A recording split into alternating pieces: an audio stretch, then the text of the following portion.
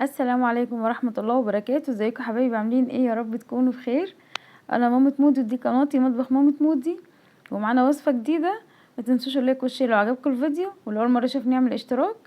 النهارده بقى دي وصفة فراخ جبارة جبارة بجد. تعالوا نشوف هنعملها ازاي.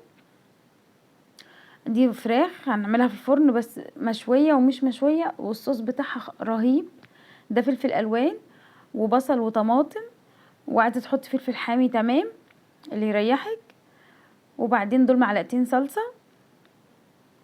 بجد حلوة جدا، ودول عصرة ليمونتين كبار، وكمان معانا دول معلقتين توم مفروم كبار برضو. طبعا التوم ده انا مفرزاه معاكم قبل كده وحاطاه في الفريزر.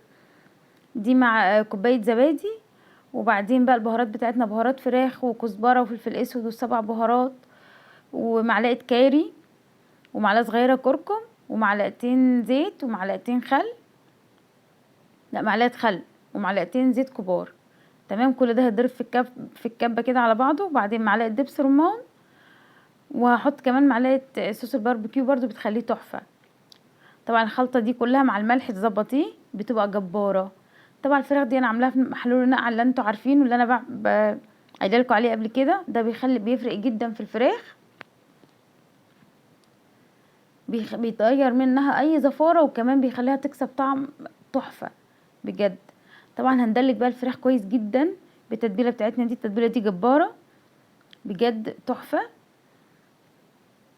حاجه كده فظيعه، والصوص بتاعها كان رهيب. عايزين تحطوا بطاطس تحتها كمان بتبقى تحفه بجد. بندلكها بقى كويس جدا، كل شويه تضيفي شويه حبه كده وتدلكي بجد رهيبه. والصوص بتاعها ده انا كنت عامله سلطه طحينه جنبها. الخلطه اللي انا تبلت بيها الفراخ دي حطيت معلقه منها على الطحينه اللي انا عملتها، كان جبار بجد. ريحته اساسا وهو لسه كده في الكبه بيتفرم ملوش حل.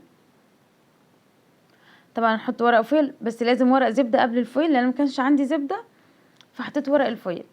تمام، مولعين الفرن على درجه حراره عاليه. هنحطها تحت خالص لغايه ما تستوي وتبقى بالمنظر الرهيب ده. هي كده ما خدتش لون لسه. شايفين الصوص بتاعها عامل ازاي؟ رهيب.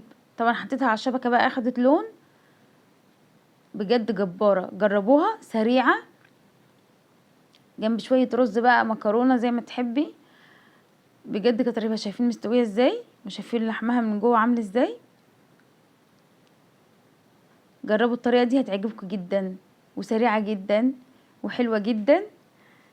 جربوها بقى، متنسوش تقولوا رايكم فيها ايه.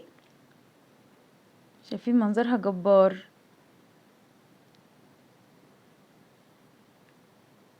حاجه من الحاجات السريعه وبجد بتبقى طعمها رهيب، والصوص بتاعها خطير. جربوها وقولوا رايكم. يلا بقى، سلام عليكم.